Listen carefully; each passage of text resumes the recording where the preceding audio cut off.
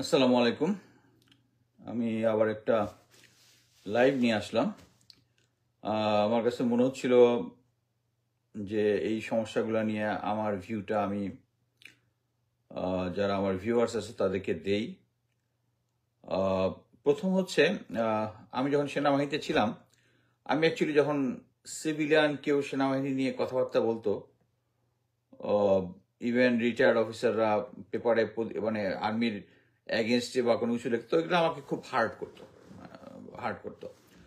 তো সেম এই জন্যই মানে আমি যদিও আর্মি রিলেটেড বেশি কথাবার্তা বলি, তো আমি চেষ্টা করি যে আর্মি সম্বন্ধে একদম ক্রাইসিস না হলে বলবো না, বাট আর্মি নিয়ে বলতে হচ্ছে প্রতিবারে। এখন আমি যে জন্য আসলাম সেটা হচ্ছে, আমি কয়েকদিন আগে একটা নিউজ পেলাম যে এখন যেহেতু 2টা লেফটেন্যান্ট জেনারেলের পদ খালি আছে, এখানে প্রমোশন দেওয়া হবে। সো এখন যারা সিনিয়র যারা আছে তাদের দুইজনের নাম আমি শুনলাম। একজন হচ্ছে মেজর জেনারেল হাজারি স্যার, আরেকজন হচ্ছে মেজর জেনারেল আনোয়ার। দুইজনই 22 লং কোর্সের, এবং 22 লং কোর্স থেকে এই দুটো অ্যাটলিস্ট একজনকে দেওয়া হবে। তা এটা নিয়ে কোনো কিছু কারণে হাজারি স্যার হচ্ছে ওনার কোর্সের ফার্স্ট ম্যান, আনোয়ার স্যারও সামনের দিকের, এবং দুইজনই ভালো অফিসার। আনোয়ার স্যারের সরি হাজারি স্যারের নিউট্রালিটি নিয়ে আমাদের কারো কোনো সন্দেহ নাই। Is a clean man. Anwar sir নিয়ে কিছু অনেকে ডাউট দেবে। স্টিল আমি বলবো যে যেহেতু সামনের দিকে যারা আছে, মেজর জেনারেল যারা সামনের দিকে, তাদের নামটাই আসা উচিত। তো এইটা আমি বলতেছি হচ্ছে 6-7 দিন আগের কথা। হঠাৎ করে আমি আজকে সকালবেলা শুনলাম যে ওই লিস্টের মধ্যে মেজর জেনারেল মঈন খান, যিনি বর্তমানে 9 ডিবের জিওসি, উনার নাম আছে। এখানতেও আমার কাছে মনে হলো যে কিছু একটা ঘাপলা আছে। ঘাপলাটা কি? যে মঈন খান স্যার হচ্ছে তার কোর্সের অ্যাভারেজ অফিসার, মাঝখানের দিকের অফিসার। সেই অ্যাভারেজ অফিসার যেহেতু জেনারেল তারেক সিদ্দিকী 22 লং কোর্সের টার্ম কমান্ডার ছিল, সো এই নেন অ্যাভারেজ 22 লং কোর্সের পুরা কোর্সটাকে উনি উপরে উঠানোর চেষ্টা করছে, এবং এদের লয়ালিটি আকাশসম। এই যে কজন আছে, জেনারেল হামিদ, আরো অনেকে আছে, যে তারপরে ব্রিগেডিয়ার রাশেদ, আরো অনেকে আছে, মানে এরা সব তারেক সিদ্দিকীর অন্তঃপ্রাণ। এই মঈন খান স্যার, আপনি যদি চিন্তা করতে পারেন, মঈন খান স্যার হিসেবে আমি নিজে চাকরি করছি। He is a fine gentleman. But কথা হচ্ছে, এই ফাইন জেন্টলম্যানরা যখন প্রমোশনের রেসে আসে এবং আওয়ামী লীগে যোগদান করে ফেলে, দে আর নো মোর জেন্টলম্যান। আপনি যদি দেখেন, এর আগে অনেকগুলা লাইভে আমি বলেছি যে এখন পর্যন্ত যে কয়জন ব্রিগেডিয়ার জেনারেল লন্ডনে ডিএ হিসেবে গিয়েছেন, 100% মেজর জেনারেল প্রমোটেড। এর কারণটা কি? তাদের মেইন কাজ ছিল তারেক জিয়াকে সার্ভেল করা, তাদের সাথে একটা কন্ট্যাক্ট রাখা, তাদের কি প্ল্যান অ্যাডভান্স জানা। এবং আরেকটা জিনিস আমি কখনো বলি নাই, সেটা হচ্ছে ওখানে তারেক সিদ্দিকী এবং শেখ রেহানা, তাদের ফ্যামিলি আছে, এবং তাদের দেখভাল করতো ডিজিএফআই থ্রু হিম, যারাই ছিল তাদেরকে। 9 ডিবের হচ্ছে সবচেয়ে সরকারের সবচেয়ে বড়, আর্মির সবচেয়ে বড় পাঞ্চ লাইন, বিকজ তারা ঢাকা থেকে কাছে। ঢাকায় যেরকম একটা 46 ব্রিগেড আছে, ব্রিগেড স্ট্রেংথ তো মাত্র 3টা ব্যাটালিয়ন। সো একটা ডিভিশন আছে, ওই ডিভিশনের স্ট্রেংথ হচ্ছে সরকারের স্ট্রেংথ। সো পলিটিক্যাল গভর্নমেন্ট সবসময় তার কাছের ইনার কোর গ্রুপকে সবসময় ওখানে রাখে। মঈন খান স্যার হচ্ছে ইনার কোর গ্রুপের লোক। তার নাম কেন লেফটেন্যান্ট জেনারেল লিস্টে আসবে? এবং পিছন থেকে যদি লিস্টে আসে, তার মানে হচ্ছে দেখবেন লেফটেন্যান্ট জেনারেল হয়ে গেছে।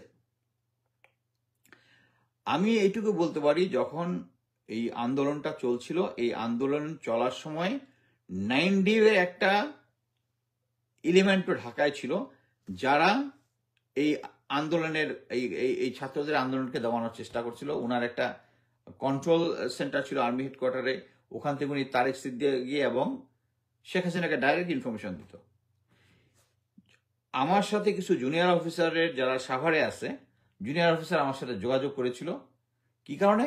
স্যার, আমাদের কাছে ইনফরমেশন আছে যে আওয়ামী লীগের লোকজন এবং তাদের সিম্পাথিদের কাছে অস্ত্র আছে, কিন্তু আমরা যখন অপারেশন করতে চাই আমাদেরকে অপারেশন করতে দিচ্ছে না। কেন? Because GOC Moin Khan brigade commander হচ্ছে, আগে এনএসআই তে চাকরি করছে, অফিসারটার নাম ভুলে গেছি, সব হচ্ছে আওয়ামী লীগের। সো এই মঈন খান স্যারকে যখন ইয়াতে দেওয়া হচ্ছে, মানে কি বলে, ওই লিস্টের মধ্যে নাম আসা মানে হচ্ছে উনি লেফটেন্যান্ট জেনারেল হয়ে যাবে, এবং আওয়ামী লীগের একজন প্রার্থী, একজন লেসপেন স্যার, উনি লেফটেন্যান্ট জেনারেল হয়ে যাবে। সো এই কারণে আমি ভাবলাম অ্যাটলিস্ট আমাদের জনগণ যারা আছে তাদেরকে জিনিসটা অ্যাপ্রাইজ করে রাখা উচিত। আর মঈন স্যার যেটা হচ্ছে ইয়েস ম্যান না, হচ্ছে উনি ছোটখাটো একজন মানুষ, ফর্সা সুন্দর, কথাবার্তা খুব ভালো, কিন্তু ইয়েস ম্যান হচ্ছে সিনিয়র যেটা বলে ওটাতে মেনে নেয়। একটা উদাহরণ দিই, আমরা উনি তখন মেজর, আমি তখন ক্যাপ্টেন হিসেবে জয়েন করেছি ঢাকা রেড ও এএসইউ আর্মি সিকিউরিটি ইউনিটে। তো আমরা একই রুমে অফিসে করতাম। তো ওই সময় আমারও বিয়ে ঠিক, স্যারেরও বিয়ে ঠিক। সো নর্মালি আমরা বিয়ের সময় তো একটা লম্বা ছুটি চাই। সো আমি পার্ট অফ লিভ, এর আগে কোনো ছুটি টুটি নেই, আমি 15 দিনের ছুটি চেয়েছি। যদিও অফিসারদের 1 মাস ছুটি পাওয়ার কথা, বাট ইউএন মিশনে থাকাকালীন ছাড়া 1 বছরের ছুটি আমার মনে হয় আমি কেন কেউই পাই নাই। No hard feelings. জাস্ট আমাকে সিও যখন বললো, এই তোমার 15 দিন কেন ছুটি লাগবে, আমরা স্যার আমি বিয়ে করতে যাচ্ছি স্যার, এটা আমার লাইফের একটা ইম্পর্টেন্ট ইভেন্ট, আমি না এই মঈন খান 7 দিনের ছুটি করে ইয়ে করতে আসতে বিয়ে করেছিল। আমরা স্যার মঈন স্যারের সাথে, কারণ আমি তোমাকে 15 দিন দেবো না। আমি বললাম স্যার আপনি যদি 15 দিন না দেন তাহলে আমার ছুটি, মানে বিয়েটা রাখছি হচ্ছে হলিডেতে, ফ্রাইডেতে। সো আমি স্যার আমি আর ছুটি নিচ্ছি না স্যার, আমি ফ্রাইডেতে বিয়ে করে এরপরের দিন কাজে জয়েন করবো। So it was my bargain, and finally CO had to approve my yeah. But Moin স্যারও চেয়েছিল, কিন্তু মঈন স্যারের 7 দিন বলছে, উনি 7 দিন সিনিয়রকে খুশি। তো হয় কি, সিনিয়রকে মানে আমার নিজেরও দেখবো না, দেশেরও দেখবো না, সিনিয়রের কথা বললে সো দেখা যাবে যে দেশ রসাতলে গেল, আমি সিনিয়রের ইয়া করছি। এই জন্য আমি মনে করি যে মঈন স্যারের সিলেকশনের মধ্যে আসাটা একটা ইঙ্গিত দিচ্ছে যে আসলে মঈন স্যারই লেফটেন্যান্ট জেনারেল হয়ে যাচ্ছে, যেটা হওয়া উচিত নয়। কেন আমি বললাম, আপনারা সবাই জানেন যে রাজুকের চেয়ারম্যান হয়েছিল মেজর জেনারেল সিদ্দিক স্যার হচ্ছে ওই তারেক সিদ্দিকের ম্যান। এটাতে জানার জন্য আপনাকে রকেট সায়েন্টিস্ট হইতে হবে না, কারণ ওই সময়টার মধ্যে উনি দীর্ঘ সময় ছিলেন হচ্ছে এটা কি বলে, ইএনসি, ইঞ্জিনিয়ারিং চিফ, মানে সেনাবাহিনীর যত কাজ, কনস্ট্রাকশন, বিগ প্রজেক্ট সবকিছু তার হাতে হয়, এবং সেই লোককে বসানোর পরে ওনার এটা ক্যান্সেল হয়ে গেছে। হয়ে যাওয়ার 3 দিনের মাথায় আবার ওনাকে ওই প্রজ্ঞাপন বাতিল করে উনি আবার ইনস্টেড। তার মানে কি, দেশটা কে চালাচ্ছে রে ভাই? সেই পুরোনো আওয়ামী লীগের লেসপেন স্যার। তাই তো আপনারা যদি এখন একটা ইয়ার দিকে দেখেন, ওকে, আপনারা সবাই জানেন যে দেশে একটা ন্যাক্কারজনক ঘটনা ঘটছে। সেটা হচ্ছে, প্রথমত হচ্ছে বাইতুল টাকার ক্ষতি পালাই গেছে। ওকে, পালাই যাওয়ার পরে দেখতেছে আরে চতুর্দিকে তো সব আওয়ামী লীগার আছে, আমি কেন পালাইলাম? আমার তো পালানোর দরকার ছিল না। সে বাস ভর্তি করে মুসল্লি নিয়ে আসছে, আর আমাদের গোয়েন্দা সংস্থাগুলো তখন ঘুমাচ্ছিল, ডিবি, এসবি সব ঘুমাচ্ছিল। ওখানে একটা ন্যাক্কারজনক পরিস্থিতি সৃষ্টি করছে। ও কেন গেছে? ও গেছে কারণ চতুর্দিকে আমার লোক আছে, তাই সে দেখতেছে দ্যাটস ইজ কনফিডেন্স।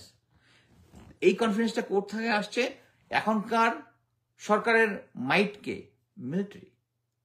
মিলিটারিতে এখন পর্যন্ত কয়জনকে জেলে নেওয়া হয়েছে? মেজর জিয়াউল হাসান, নেভিতে সোহেল স্যার, আর কেউ কি আরেকজন নেভির অফিসারের নাম শুনছেন, এই মুহূর্তে মনে পড়তেছে না।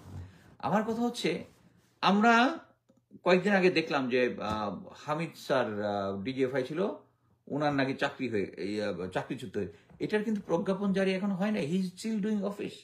মেজর জেনারেল হামিদ এখনো বিএমটিএফ মেশিন টুলস ফ্যাক্টরিতে কাজ করতেছে, আমি যতটুকু সংবাদ পেয়েছি, 2 স্টার লাগাই ঘুরতেছে। এদিকে কিন্তু আমরা খুব খুশি যে ইয়াসার ফোর্স রিটায়ার্ড হয়ে গেছে। আমরা একটা চিঠি দেখেছিলাম যার মধ্যে 4 জনের নাম ছিল। Lieutenant general Tabrez Shams same জিনিস, তার প্রজ্ঞাপন জারি হয় নাই, স্টিল হিজ 3টা স্টার লাগাই ঘুরতেছে। লেফটেন্যান্ট জেনারেল সাইফুল ইসলাম 3টা হয়েছে, আরেকটা কার্ডটা মেজর জেনারেল একটা কার্ডটা, মানে টোটাল 4টা ছিল, এই মুহূর্তে মনে করতেছে না। মোট কথা হচ্ছে, এটি আমাদের ডাউটটা হচ্ছে, কে দেশটা চালাচ্ছে ভাই? কে দেশটা চালাচ্ছে? এখন এই যে খতিব থেকে শুরু করে সবাই কেন আবার আয়সা ইনস্টেড হচ্ছে? কারণ দেখতেছে যে সবাই আমাদের লোক। এখন পর্যন্ত আয়নাঘরের কেউ যারা আছে তাদের কি ধরা হয়েছে? তাদের নামে কোনো মামলা হয়েছে? সবচেয়ে একটা ইন্টারেস্টিং খবর শুনেন। ওয়াকার স্যারের কোর্সমেট হচ্ছে জেনারেল আকবর, যে হচ্ছে আপনারা সবাই শুনে থাকবেন জেনারেল এরশাদকে যে চর মারছিল। তারপরে বিচারক সিনহা যে ছিল তার সাথে খারাপ ব্যবহার করছিল। এই লোকটা হচ্ছে ওনার কোর্সমেট। উনি নর্মালি যেটা হয়, একজন জেনারেলের চাকরি অবসরে যাওয়ার পরে, উনি তো নর্মাল অবসরে গেছে, অবসরে যাওয়ার পরে উনি অনেক সময় সরকারি বাসায় একটা এক্সটেনশন চায়। এই এক্সটেনশন কখনো 3 মাসের বেশি দেওয়া হয় না, বাট উনাকে 1 বছরের এক্সটেনশন দিয়েছে ওয়াকার স্যার, 1 বছরের এক্সটেনশন দিয়েছে সেই নক্ষত্র বিল্ডিং এ। আচ্ছা, এখন উনি প্রায়শই এখন ওই Azmi sir, brigadier general Azmi sir যে আয়নাঘরে ছিলেন, উনার সাথে প্রায়ই এসে দেখা করেন। মূল কারণটা কি জানেন? সেটা হচ্ছে এই আজমি স্যার যেন উনি যে আয়নাঘরে ছিল, এটা মামলা যখন করবে তখন যেন জেনারেল আকবরের নাম না থাকে। ওয়াকার স্যারকে কি কোর্সমেটকে বিচার মানে বাঁচানোর দায়িত্ব ওনাকে দিছে? উনি এখন দেশকে বাঁচাবে, দেশকে না বাঁচায় উনি এখনো কোর্সমেটকে বাঁচানোর ইয়াতে আছে। এখন পর্যন্ত আয়না ঘরের যে কজন আছে কাউকে এখন পর্যন্ত চাকরিচ্যুত উনি করেননি। তাহলে এতে কি বোঝা যায়? এতে আমাদের এই সরকারকে যারা ডিসক্রেডিট দিবে তারা, আপনি চতুর্দিকে দেখেন, আপনি একটা সহজ জিনিস মিলান, যে আমরা দেখলাম যে ঢাকা ইউনিভার্সিটিতে তোফাজ্জল নামে একটা ছেলেকে ভাত খাওয়ানোর পরে পিটিয়ে মেরা ফেলা হলো, তাই না? এই একটা সবাই দেখলাম যে এটা নিয়ে, হ্যাঁ, এই ছেলেগুলা কে অ্যারেস্ট করলো, ম্যাক্সিমামই দেখা গেছে একটা ছাড়া সবাই ছাত্রলীগ। তারপরে তাদেরকে কোনো রিমান্ড টিমান্ড কিছু নেয় নাই। কেন? এখানে কি এই জিনিসটা কেন হলো, এটার কি আমাদের কি কোশ্চেন করতে হবে না? এরা কি একটা স্বাভাবিকভাবে এরকম মানে পিটিয়ে মেরে ফেলা হয়েছে, নাকি এর পিছনে কারণ আছে? কারণটা এই জন্য কোশ্চেনটা করতেছি যে আপনারা এখন যদি পার্বত্য চট্টগ্রামের ঘটনাটা দেখেন, ওখানে মামুন নামে একটা ছেলেকে সেম চুরির অপরাধে সেম পিটায় মেরে ফেলছিল পাহাড়িয়া, এবং তাকে হাত পা বাঁধা অবস্থায় পাওয়া গেছে। তারপরে তারা গল্প বানাইছে তাকে নাকি ইলেকট্রিক শক খায়, চুরি করতে যাওয়ার সময় ইলেকট্রিক শক খাইয়া করছে। এখন আপনি যদি ঘটনা দুইটা মিলান, মনে হয় না যে একটা কিছু ইয়া তো বোধহয় জাহাঙ্গীরনগরেও একটা ঘটেছে, রাজশাহীতে একটা ঘটেছে। আপনি যদি সবকিছু একটা মিলান তাহলে দেখবেন এটার পিছনে একটা রহস্য থাকতে পারে। যদি রহস্য থাকে, এটা বাইর করার দায়িত্ব কার? গোয়েন্দাদের। গোয়েন্দারা যদি এখন ওই অ্যারেস্ট করে নিয়ে আসা 164 সাইন করায় শেষ, দায়িত্ব শেষ। কিন্তু তার মানে কি? এরা কাজই করতেছে না। আপনাকে আরেকটা জিনিস বলি। প্রথমে আমি যে এই জিনিসটা হয়তো বা সবচেয়ে গুরুত্বপূর্ণ জিনিস, এই জিনিসটা আমি যখন শুনছি, শোনার পরে আমাকে বলছে তুমি এটা পাবলিক করতে পারবো না। আমি বললাম sir, I have lot of sources, আমি যখন 2nd বা 3rd ইয়ার মধ্যে কনফার্ম করতে পারবো, I will go public. At present এই আমাদের প্রেসিডেন্ট যে চুপ্পু আছে, এই চুপ্পু আমরা সবাই জানি, যারা মুজিব বাহিনীতে ছিল, এদেরকে ট্রেনিং করছে। He is the main man in army in Bangladesh, রয়ের। এর আগে একটা সবচেয়ে বড় সাকসেস ছিল সিআইএ একজন মেক্সিকোতে একজন এজেন্টকে, পলিটিক্যাল ফিগারকে সবসময় প্যাম্পারিং করতো, দেখা গেছে সে গিয়ে প্রেসিডেন্ট হয়ে গেছে মেক্সিকোর। সেই লোক মারা যাওয়ার অনেক পরে আবিষ্কার হয়েছে যে he was actually CIA spy. But আমাদের চুপ্পু তো আমরা জাইনাইশিরাই তাকে বসাইছি। তারপরে নেক্সট কে ছিল? লেফটেন্যান্ট জেনারেল মুজিব কি করছে? ওই যে 250 ভারতীয় এজেন্ট যারা এখানে ছিল তাদেরকে ক্যান্টনমেন্টের ভিতরে রাখার ব্যবস্থা করছে। ওয়াকার স্যার সবকিছু জানে। তারপরে ভারতীয় একটা প্লেন এসে নিয়ে গেছে, তাদের এজেন্টদেরকে বাঁচাই দিছে। এবং এখন শোনা যাচ্ছে যে মুজিব পালায় আছে, দেশে আছে। কোথায় আছে জানেন? সবাই সন্দেহ করতেছে তারা ইন্ডিয়ান এম্বাসির ভিতরে আছে, কারণ ওদের তার সবচেয়ে বড় অ্যাসেট। সো এখন আপনি হিসাব যদি মিলান, এবং এরপরে আমি আবার একটা বলি, কয়েকদিন আগে আমি দেখলাম 26 লং কোর্সের হাফিজ, লম্বা করে আর কি, সে বলতেছে আমি বোধহয় অ্যারেস্টেড হচ্ছি। এই সময় তার অ্যারেস্ট হওয়ার কথা না। আমি ওর নিচে লিখছি তুমি অ্যারেস্ট পলিটিক্যাল কারণে অ্যারেস্ট হচ্ছে। সে পলিটিক্যাল কারণে অ্যারেস্ট হচ্ছে না, বিকজ হিজ ইন্ডিয়ান কানেকশন। এইটার পরে গোয়েন্দা সংস্থাগুলা কারা কারা রিলেটেড উইথ ইন্ডিয়ান গোয়েন্দা সংস্থা যারা আছে, আমি নিজের ইয়াতে যেগুলা পরিচিত সবার নাম নিয়ে আমি বলছি। বাট একটা ডিটেলস ইনভেস্টিগেশন দরকার। এই ইনভেস্টিগেশনটা করতেছে আমি বিশ্বাস করি যে এই চুপ্পুর সাথে মিলায় যারা যারা একটা স্পাইরিং আছে।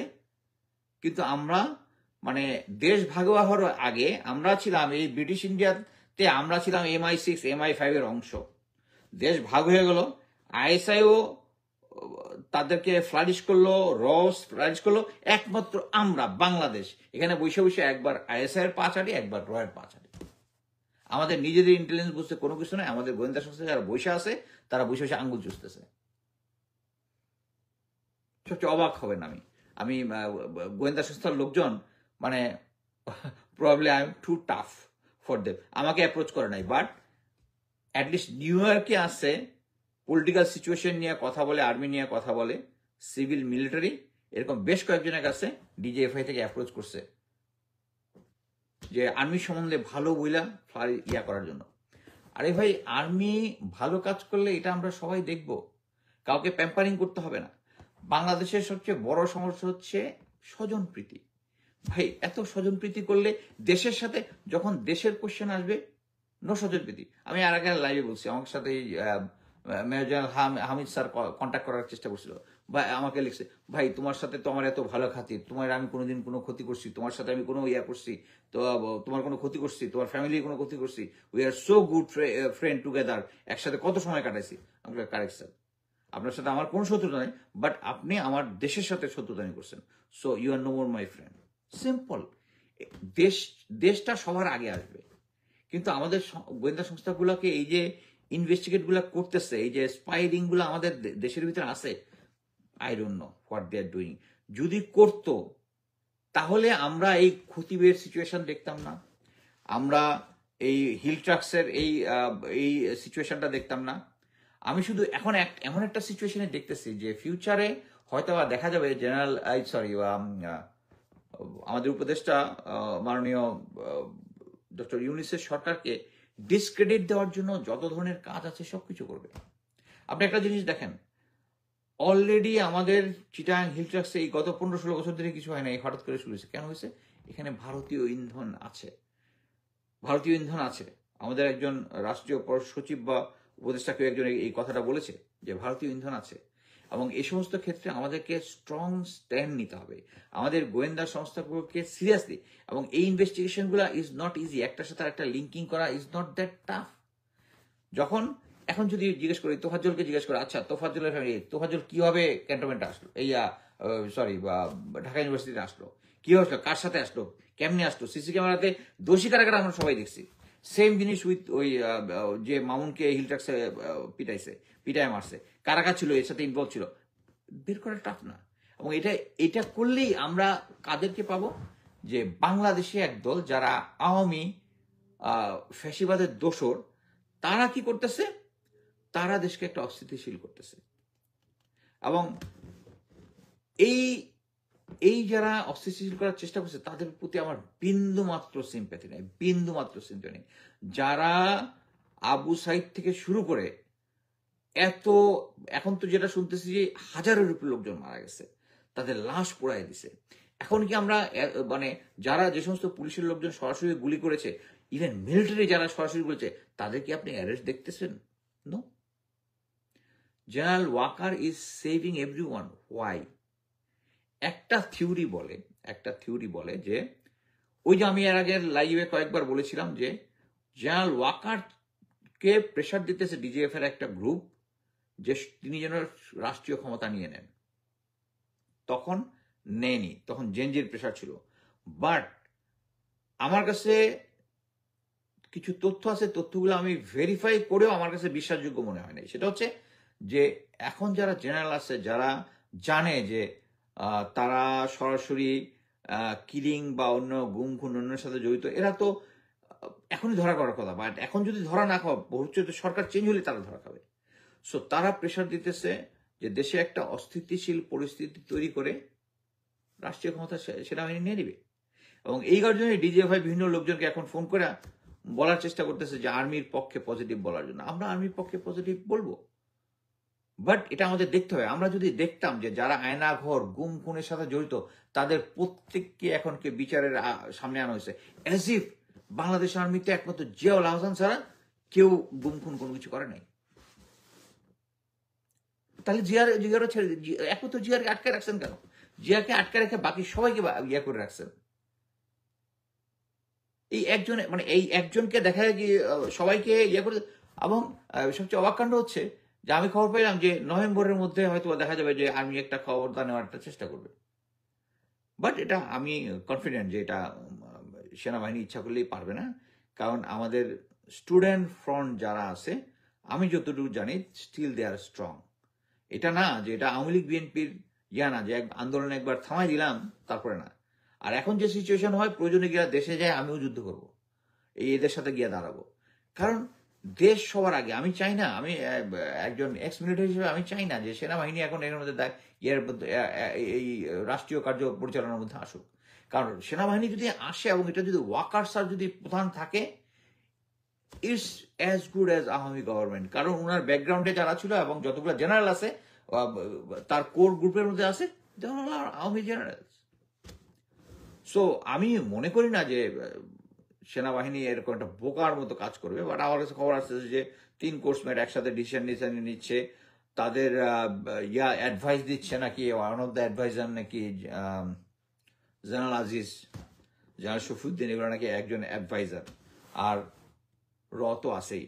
আমি যদি ওয়াকার স্যারকে, এই জেনারেল শাহিনকে অজিত দোভালের সাথে টেক্সট আদান প্রদানের জন্য এখন পর্যন্ত অব্যাহতি না দিয়ে থাকে, এক জায়গা থেকে একজন পোস্টিং দিয়ে থাকে, আপনি ওয়াকার স্যারের কাছে কি আশা করেন? Nothing, nothing. সো আমি এখনো এই ইউনুস, এই রাষ্ট্রপতি না, প্রধানমন্ত্রী, প্রধান উপদেষ্টা ডক্টর ইউনুসকে আমি বলবো to get control of army. এখন একটা লোকজনের মধ্যে প্রচলিত হচ্ছে, যখন আড্ডা করি, যে দেশের মধ্যে এখন 3টা সরকার চলতেছে। একটা হচ্ছে ডক্টর ইউনুস সরকার, ওয়াকার সরকার, আর একটা হচ্ছে এক্স স্বৈরাচারী সরকারের দোসরদের সরকার। আপনি দেখেন, জেনারেল সিদ্দিক রাজুকের ওখান থেকে বাতিল হওয়ার পর 3 দিনের মধ্যে আবার রিইনস্টেট হয়ে গেছে। কে, who is running the show? আপনার ডাউট লাগে না? Who is running the show? আমরা দেখলাম তাবরেজ শামস এবং লেফটেন্যান্ট তাবরেজ শামস এবং হামিদ স্যারটা কি চাকরিচ্যুত হয়ে গেছে? হয় নাই, হয় নাই। দে স্টিল ডুইং অফিস। আমাদেরকে ওই যে একটা ছোটবেলায় গল্প করছে না, একই কুমিরের বাচ্চা বারবার দেখায়, ওয়াকার স্যার তাই দেখাচ্ছে। উনি সম্ভবত ডিসিশন নিছে যে মানে যখনই কেউ কথা বলতেছে, না আমরা অ্যাকশন নিব, আমরা অ্যাকশন নিব। বাট কথা হচ্ছে এই অ্যাকশনটা slow. No, it's not even slow. It's going backwards. It's going backwards. This is too much. This is too much.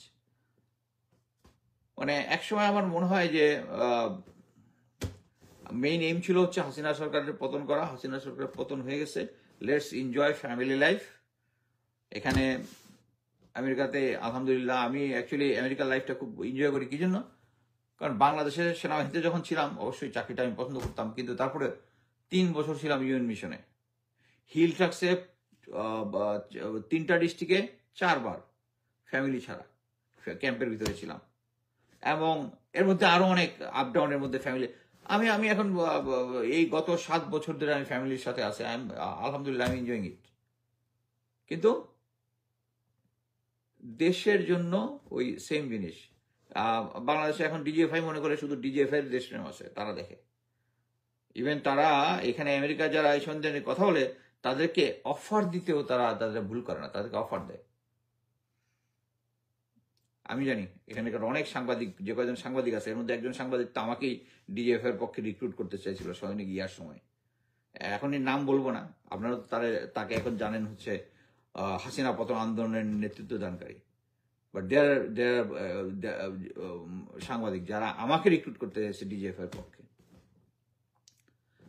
So অনেক সময় খবর থাকে, খবরের পেছনের খবর থাকে। অনেক সময় আমরা অনেক কিছু জানি এবং অনেক কিছু পরিবেশ পরিস্থিতি অনুযায়ী পাবলিক ওপেন এয়ারে দেই না। বাট আমি সত্য দেওয়ার পক্ষে। আমি একটা জিনিস মনে করি যে সত্য কথাটা বললে it will set you free. আমি স্ট্রংলি এটা বিশ্বাস করি।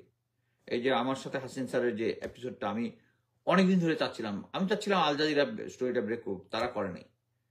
যেহেতু করে নাই, এই জন্য আমি আর কনসালের শোতে এটা করেছি। So always truth will set you free. আমি সরকারকে, সরকারের গোয়েন্দা সংস্থাকে, সেনাবাহিনীকে বলবো এই লুকাবাছাটা প্লিজ করবেন না। যারা এই আন্দোলনে এত লোকজন প্রাণ দিয়েছে তাদের শহীদের আত্মাকে কষ্ট দেবেন যদি আপনারা এই গুম খুন যাদের সাথে জড়িত আছে তারা যদি এখনো চাকরিতে থাকে এবং আর্মির ভিতরে যদি কোনো শুদ্ধি অভিযান না চালান। আচ্ছা, এখন আমি কয়েকটা কোশ্চেন নেওয়ার চেষ্টা করি। আমার ধারণা আমেরিকা থেকে গিয়ে ইউনূস সাহেব অ্যাকশনে যাবেন। আমেরিকা থেকে আমি একটা নিউজ পেয়েছিলাম যে আমেরিকা আসার আগেই উনি এগুলো ক্লিয়ার করে আসবেন, কিন্তু ক্লিয়ার করেন না। আমার ধারণা আমেরিকা থেকে ওকে করবেন। ওয়াচিং না কোনো কোশ্চেন। জেনারেল ওয়াকার ও রাষ্ট্রপতি চুপ বড় গাদ্দার। আমরা তো ওয়াকার স্যারকে হিরো জানি এখন পর্যন্ত, বাট টাইম উইল কাম যখন তার অ্যাকচুয়াল ফেসটা আমরা দেখব।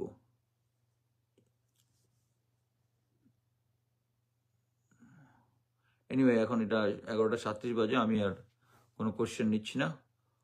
পরবর্তীতে যদি আরো কোনো কিছু থাকে আমি আসার চেষ্টা করব। ধন্যবাদ।